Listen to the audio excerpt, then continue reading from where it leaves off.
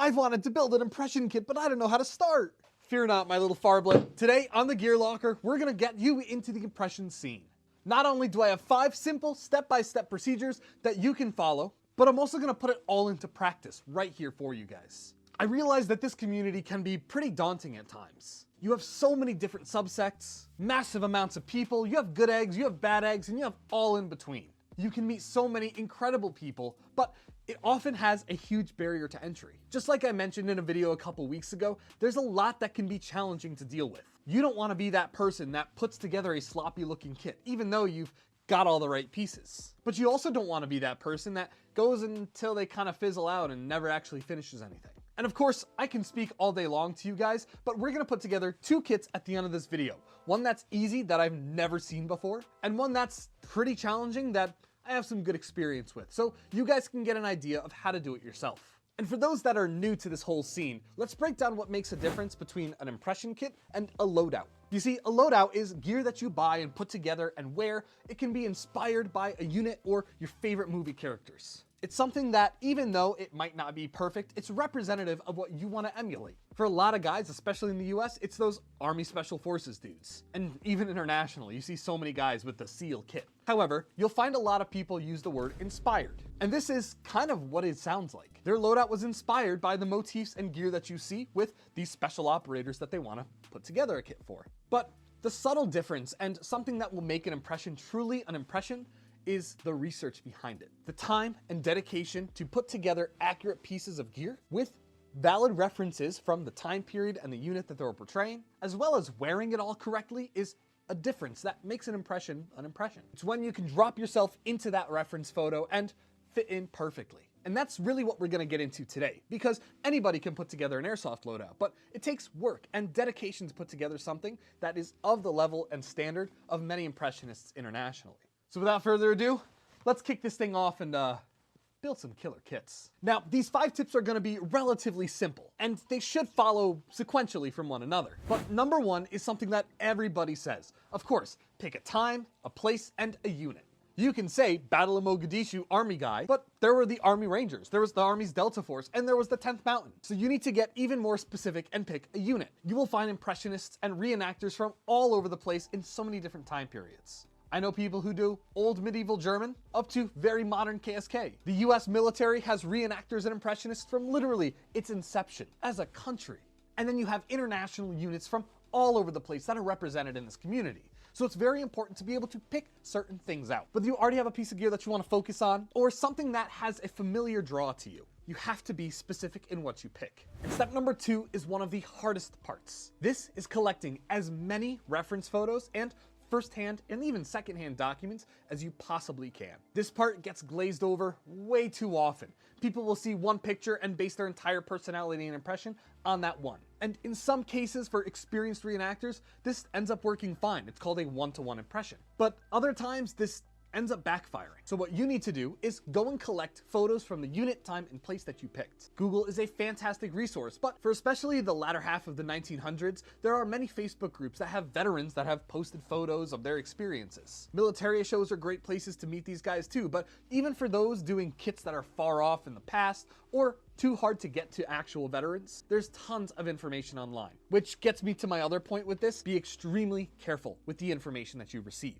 There are many cases of information that people put out being blatantly false. And sometimes it's not malicious. Oftentimes, hard to get information is like a game of telephone, where one person gets it from the first-hand source and it kind of muddies itself as it gets passed around. You just have to be very careful, and that's why I always am a huge proponent of photographic evidence. I am building impressions that are based on 2 photos only, because that's all that's really publicly available. But other units will have books written about them with plenty of photos. So you can have a great time looking through photo albums themselves, or you're gonna have to look at pixels and try to identify what they are.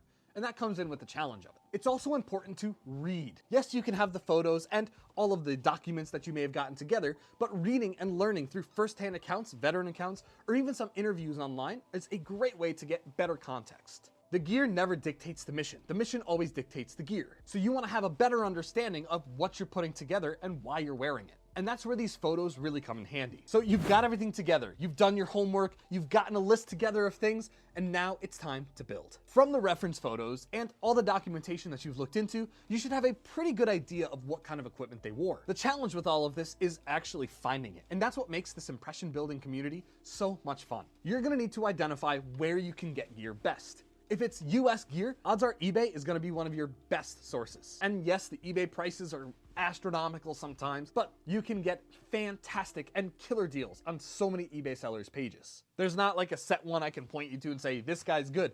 You have to do your own homework with it. You're gonna find in this whole impression community, there's not a lot of hand holding. But as soon as you've started to identify things, you can put together a list of the gear and buy it. And this is where some big notes come in, definitely things that I wanted to mention to you guys. eBay is gonna be a great source, but Facebook Marketplace can have a ton of different opportunities. Militaria shows, forums, Instagram, you will find many different avenues to at least understand what things look like, get better photos of it, and maybe even buy it. But whatever you do, you cannot rush this. It is extremely apparent when a kit is thrown together with substitutes, the cheapest and most readily available piece. You're going to have to take a lot of time and wait for the right deal to come up. Especially with expensive pieces, save that money. Don't go for a modern Pro Tech, wait for something like this. It's gonna take you a long time.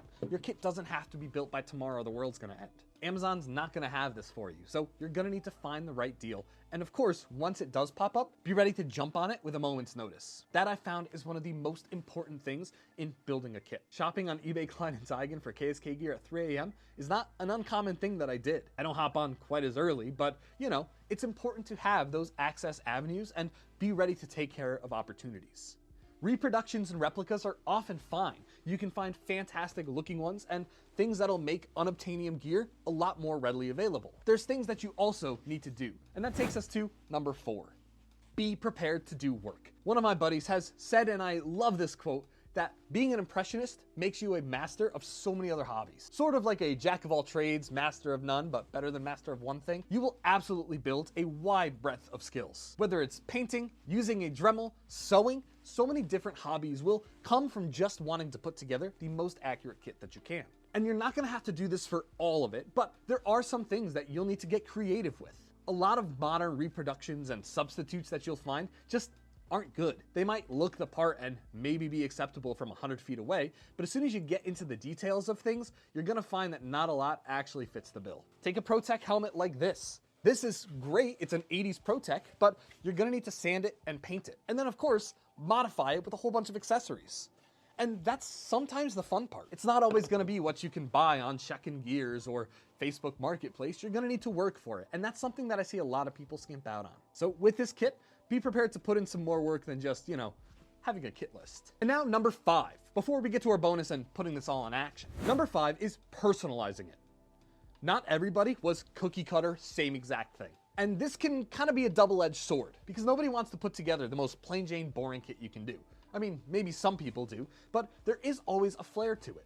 Like with KSK gear, with Campervan's kit lists, we give you the basics, the understandable, raw stuff that you need to have. But there's so much more that can go into the kit. And that's where a lot of the personalization and fun comes in. People can look at your kit and say, hey, that's pretty cool. You can show them the reference and say, hey, check this out. I put this together because of this. And that is a huge bonus in putting together something that is accurate. You can point to references, and even if it's personalized, it still is kosher for the kit. But on the flip side of that, if you're graffitiing your 1966 impression helmet up for the Vietnam War, you're doing it wrong. Personalization has flavors and etiquette that you have to follow. And that is of course going to be unique for every single kit. So take your time with it, and again, research it. Another one of my friends and I often joke, if they had it, they would have used it, and that's not a good way to go about impressions. Again, it's a joke of ours, because a lot of people will just take it and say, oh, it's close enough, and I want to use it, so there we go, it's good for my impression. That immediately turns it back into an inspired kit. Which, speaking of friends of mine, this gets to the bonus one.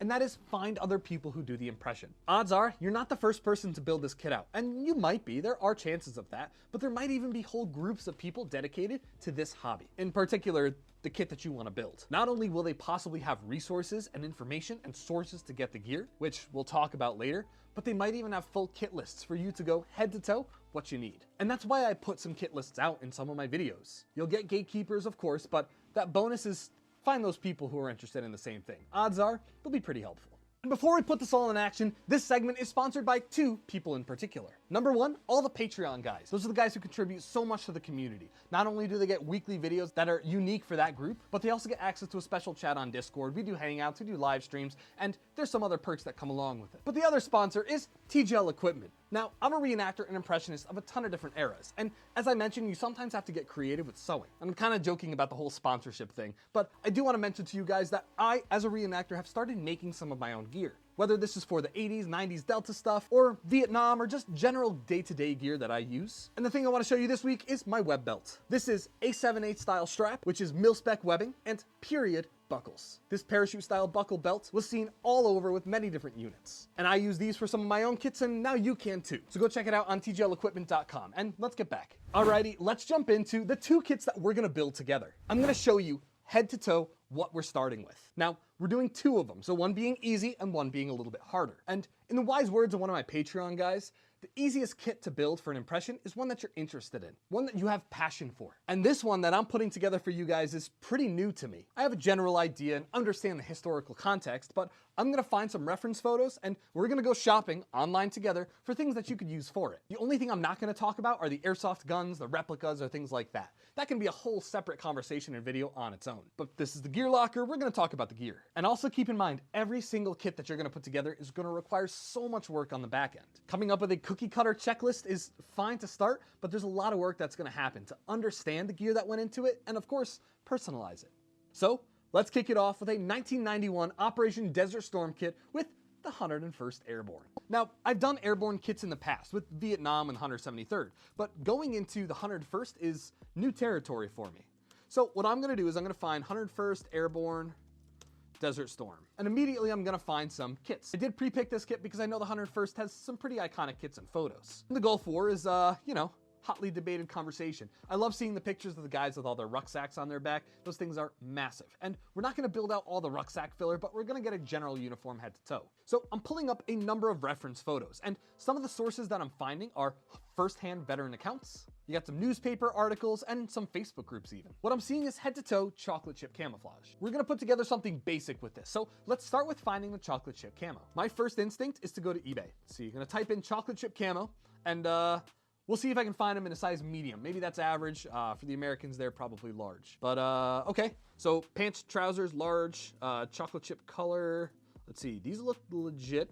Another thing you gotta look at is the tags. I don't see any tags on this listing, so I don't trust it. I'm gonna move on. Let's see, here we go. Here's a US Army Desert Storm chocolate chip camo jacket. This one is dated 1983. It is a beautiful one. This thing looks brand new, and it's one of the original style where it has the extra loop in the back, not the extra loop, the extra material in the back of it. So yeah, gonna take note of this one. And ooh, looks like they have a few of them. So there you go. If you see this, they might still be around. And that's one that we're gonna use. Now let's go for the pants. So same thing, chocolate chip pants. See if you can find one that's relatively similar in the dating. That's the listing we just looked at. Want to find one again that's in somewhat of my size. What does this one look like? This is another small. You'll find with a lot of the old US uniforms, a ton of smalls exist.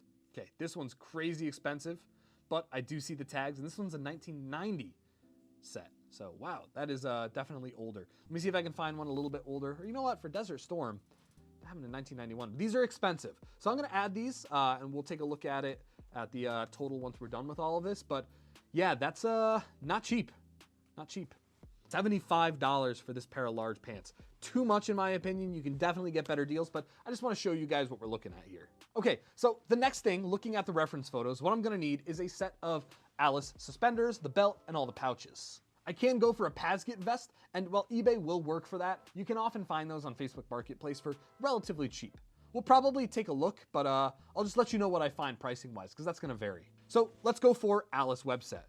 But of course, you wanna make sure you're going for the period Alice stuff, not that new CG green or whatnot from the late 90s, early 2000s. Here you go. This is from SHG Surplus. Huge fan of that guy. I've bought from him multiple times. And this has 2 magazine pouches. It's got a first aid kit pouch. It's got 1 canteen pouch with a canteen with the black NBC cap. There you go. And this looks like it's got the LC2 belt with the plastic buckle, the gray one, so that will work for us. And there we go. This set is what, 68 bucks? You can probably piece it together for cheaper, but it does come with, you know, the compass pouch as well and all that. So let's just add this to the cart. So there you go. That's immediately one right there. We are gonna need another canteen pouch, and we have most of our web set all set. Now, they did use some butt packs, and it is true that you will see the M1961 butt packs even all the way to this time frame. So let's find one of those. Those should be relatively easy to get our hands on. Bam. Got one right here. This one is $35 plus $6 shipping, and this looks like it's in good condition. All right. So when I calculate the price at the end of this, I'm not going to put together all the shipping prices because that's going to vary from where you are. But we're looking like we're in pretty good shape right now. We're going to need the helmet, and I think we'll do the Pazgit vest for you guys, and the boots. Now, the boots are jungle boots, which are pretty prolific. You can get those all over the place. You can get repros of it, but we want to go for original here. So I'm going to look up jungle boots. And I'll put in size 10. It seems that's an average size. It's really average, I promise. Bunch on auction, which is good. Again, I'm looking on eBay. You're gonna find these prices way better in so many other places. But here you go. This is a nice set of 80s dated ones. What is this dated? 1983 or 88. I want to say it's 88, which is perfect for us. Either one doesn't matter. I just, you know, I want to know. And this is 75 bucks. Not a terrible price for eBay, but, you know, a price that exists. And now we need the helmet. So the helmet that we're going to look for is a Pazgit helmet. We can get one with the chocolate chip cover. I know my surplus store has those for like $5 each. They are really, really cheap. We're probably going to have to put that together, but hey, all right. Oh, this is a 2004 Pazgit vest. I typed in Pazgit because, you know, you want to be general with your search terms. And that was pretty nice. That popped up, but it is again 2004. Here's one from 1984 for $295. That's bonkers. I'll throw this Pazgit vest in here. I just found a Pazgit vest that is in woodland. That is $150, which is expensive, but it looks like it's in impeccable condition, and it is 1985 dated. Wow, this thing is actually minty. And then we've got the Pazgit helmet. I'm gonna type in large, and we will see Pazgit helmet large. There you go. This one's got a chocolate chip cover already. It's got the cat eye band, and it is a size medium. There you go. And this one is going for what, $100 even? $100 helmet. There you go. We've head to toe built out the main uniform bits. And that took all of what, 15 minutes? Now, keep in mind, again, this is a very basic understanding, and there's a lot more details. So let's look for things like the patch, or see if we can dive into the reference photos just a little bit more and catch up on some stuff that we might have missed. So I'm gonna look for a 101st patch, and we want it in the subdued color, because they did have the subdued ones back then. And let's see. So let's come up with this one. Here you go. Post-Vietnam, 101st Airborne Division. This is one that is not sewn on, but this looks like the old style, which you'll learn as you go along. And what is this one? $8. $8. There you go. Again, let's look a little bit more into the reference photos, see what we can pull out. So looks like they've got some rank on the front of their helmets, which is cool, but not something I'm going to be able to decipher what unit or what rank you want to do. We're not doing any specialist stuff, so we're not going to have the phones hanging for radio operators. Okay, so this is something I'm noticing. This is the M17 gas mask bag. That is something that a ton of the guys are carrying. You can see it in so many reference photos. I don't know how I missed it the first time. So let's grab one of those. So I'm going to look for an M17 gas mask bag, and it might be an A1. In fact, odds are it is an A1 bag. And let's get the gas mask with it. Why not? Let's have some fun. And you could, oh man, you could spend a lot of money on these. This one's got some writing on the bag, just because we've spent some extra money on some of the other stuff. It says number 101, which is kind of funny because we're doing 101st Airborne stuff. And this is, yep, this is an M17 A1, got the mask, size medium. That's gonna work, and this is $48. Wow, that's actually a really good deal. I might have to pick this up after. $48 for the gas mask bag, and this is all stuff that is readily available to buy right now. Of course, the undershirt and the socks and things like that, you'll need to fill out on your own. But really, you can get a ton of stuff with just a little bit of research and basic understanding. And this is a stepping off point. As I mentioned in my list, there's a ton of work that's gonna have to happen with this. So while we have a general idea of things that we know verified 100% are correct, you're gonna need to do a little bit more work. But this was pretty easy to put together, and honestly, kind of fun. You know, the hunting for deals is really the fun part. So while this might not satisfy the itch right up front, it is a good way to go. You can definitely do this if you got money to burn and don't care, but I would wait a little bit. That's the easy kit, so I think it's time that we move on to the hard kit. You guys ready for one of the hardest kits that I've put together? That's right, we're doing a 2015 to 2017 KSK Impression Kit. Our impression is based on the training and public displays of the Commando Speziiell Crafter, again, 2015 to 2017. It can be as simple as just throwing on a set of Cry multicam for deployments, or you can get a lot more personalized and customized, which we'll get to in another video. But let's go head to toe with some basic things that you can work on for this kit. Now, again, Camperband is a group that does this, so you can get a ton of information and reference photos and a kit list right from joining that group, which of course is linked in the description. Like, first thing we're gonna do is put together a uniform. And you can get a whole multitude of uniforms, but the Clutch Precision one is actually kind of decent. And I talked about it in a recent video, so I would encourage you to check it out if you haven't. Let's see, so Clutch Precision, really, I should say HB Tactica. So for the Clutch Precision stuff, and this goes until March 31st, you can use the coupon code TGL15. So again, until March 31st of 2026, you can get 15% off. So here you go, I got the uniform entirely picked out. It is this top with the correct bottoms, and that's gonna work. It's not gonna be perfect, again, check out that video, but it is an acceptable piece that you can use if the rest of your impression is top-notch. And now let's go for one of my favorite pieces of the kit, that's the Potomac Balaclava. And while we're at it, the rest of the headgear. So I'm gonna type in Potomac Balaclava, and I might be giving away one of my favorite sources here, but if you go to camolots.com, they have a huge array of these things in coyote, foliage green, navy blue, brown, olive drab, and sand.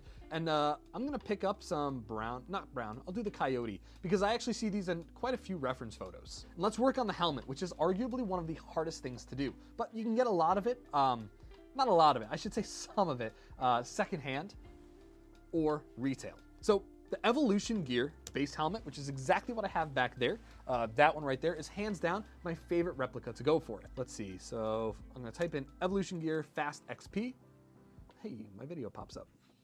But bam, there you go. Right on the EG Tactical website, you can look at this helmet here. The problem is there's some things that you're gonna need to change. You're gonna need to change the worm dial, which I would highly recommend waiting for an original one, because the cheap FMA Repro ones are not that good. So that's something that you're not gonna be able to buy right away, but wait for it and find a deal. But this, here we go. You're also gonna need to change out that shroud. It has to be the VAS shroud and the Velcro. So I'm gonna move this in here, and we're gonna find the right Velcro and see if we can find a VAS shroud. So let's go back to eBay for this one, just because we've had some good luck there. I'm gonna type in VAS shroud. I've got a lot of copies and repros and stuff. Let's see, type in tan. This is typically a hard thing to find. Here we go, this is an aluminum one. It's a repro, it's a copy, but it is more correct than having the one that's currently on there. You can get the plastic FMA ones, but for now, I think just until as a placeholder, we're gonna go for this one here. It is aluminum, it looks like the right color, it's desert tan, so we'll rock with it. And now you're gonna need to get the Velcro. So the Velcro is gonna be a tough point because it's not ever gonna perfectly match unless you get a whole new set all by yourself. All the Velcro that I have on mine is real OpsCore Velcro. I'm gonna hold you guys to a high standard, so we're gonna look at the OpsCore website. OpsCore exterior Velcro replacement kits. So I'm going to choose for the Fast XP. I'm gonna choose size large. I did find that you have to go a little bit larger for some of the Airsoft helmets. They're shaped a little bit weirdly. Oh man, and the Urban Tan is out of stock, and the Tan 499. So you'd wanna go for Urban Tan, and that's a way you could do it. It is $25 for one set of Velcro, and you need to double it up. I have guides on how to do that, but that is a way you can go. If we were to look for something on eBay, just plainly out of curiosity, let's see. I'm not gonna type in OpsCore. I'm gonna look at helmet Velcro kit. Just see if you can find anything that is relatively close.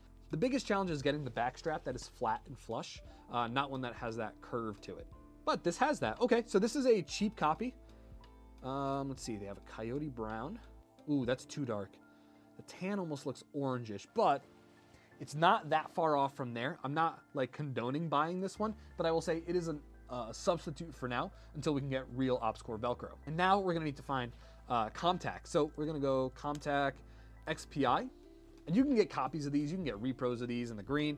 Oh, hey, UKSF. It doesn't have the correct plug. This is legit Comtac Peltor XPI. You can get repros for like $110, and they're okay. They're not the best. Let's say that you had to go for a repro, and that's the one you were gonna stick with. So I'm going to just copy this repro in. Again, we're building something that's acceptable. It's not gonna be everything that you need, but it'll work for a little bit. And then that's the helmet. We got the uniform. There's a ton of accessories you can go for the helmet, but again, we're going for the basics, such as the worm dial we haven't gotten to.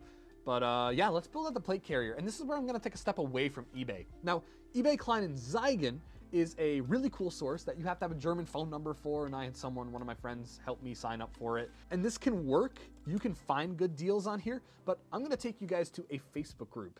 This is a Facebook group that I'm a part of.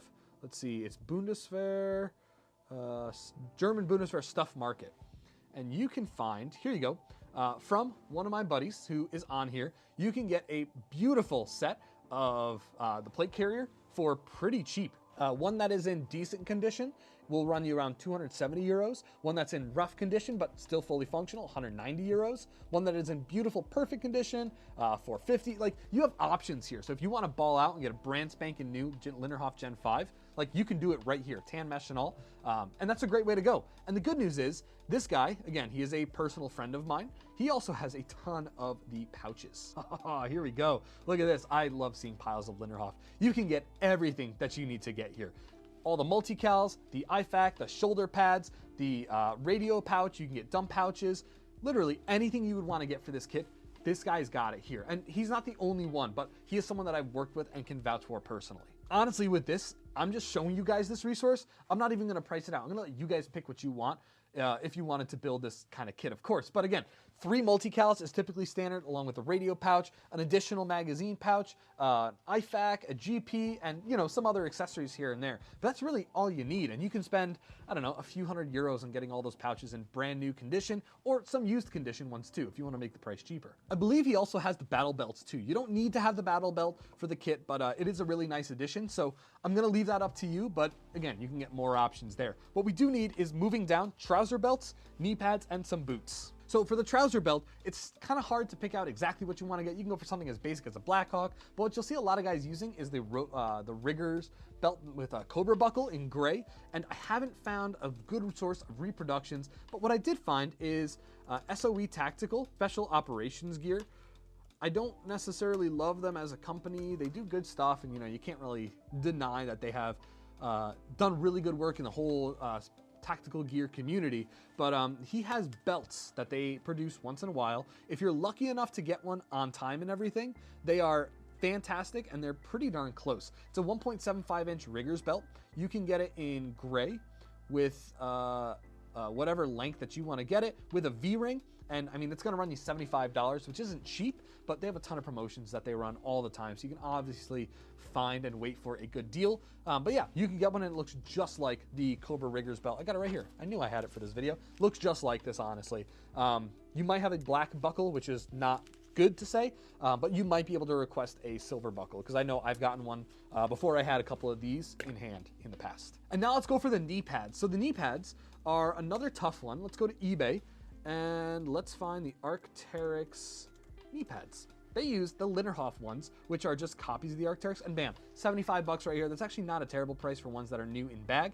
You can get them for cheaper. The 75 is the best price I found. It's the first one I found. So yeah, grab those. And now let's go for boots. I have heard from KSK operators directly that the Salomon boots are some of their favorites. So I really like the Speed Crosses for everyday stuff. I was wearing them today and yesterday and all that. But if you want to do the Quest 4D Gore-Tex ones, those are also fantastic boots. And you can grab those for relatively cheap here. 90 bucks right here for a size 11, 65 for a size 10. As long as they're this classic style that you can find in reference photos, you're good there. And truthfully, as much as that seemed like it was a challenging kit, that's just the basics of it, and you can go wild from there. Boy, do I feel like I just speed ran that entire thing. But truthfully, it can be pretty easy if you know where to look and where to get things. The biggest thing is waiting for all those deals, and of course, expanding the kit beyond this.